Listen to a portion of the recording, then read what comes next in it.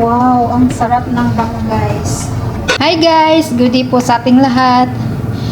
At i-share ko sa inyo ang aking my own version of pritong isda na sinigang sa sampalok guys. Meron ako ditong tamarind. Ilagay natin ang sibuyas. My own version of pritong isda na sinigang sa sampalok. Kamatis at siling haba. Mamaya na ito ang sibuyas na dahon.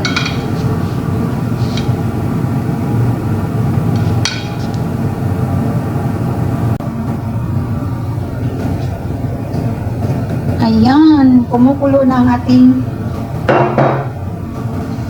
lagay natin ang ating pritong isda. Hindi ko po alam guys kung anong isda ito. Ayan.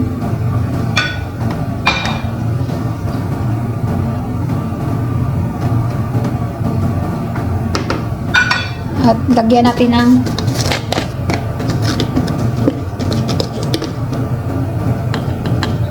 MSG. Ako lang ang gumagamit ng MSG guys. Kasi sila dito hindi sila gumagamit ng MSG. Pagkain ko lang ang nilagyan ko ng MSG. Salt.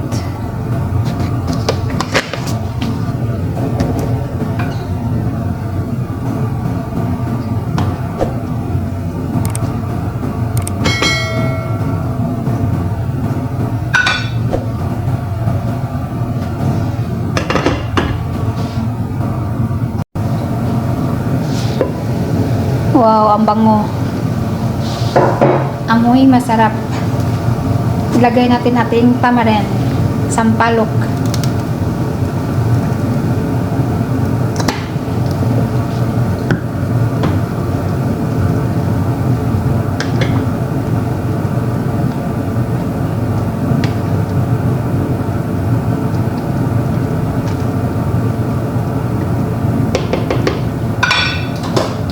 Of course, may repolyo.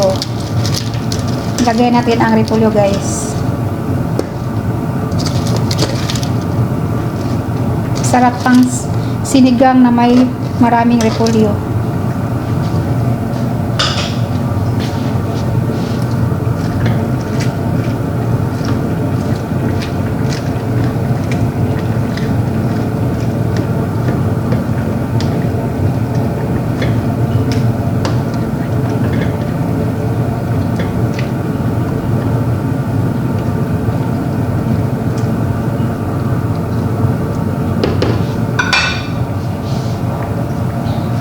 At ang sibuyas.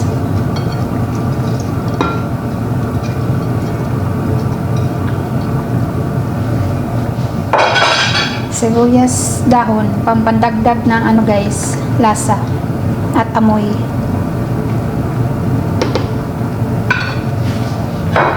Takpan ulit na mga 1 minute or 2 minutes guys. Tapos na ang ating luto ng ating sinigang na isda. Sinigang na pritong isda with sampalok. Wow, ang sarap ng bango guys. Tikman natin kung okay ba ang lasa.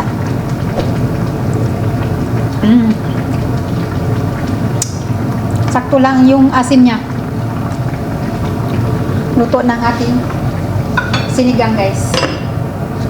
Okay, bye. Thank you for watching. God bless us all guys.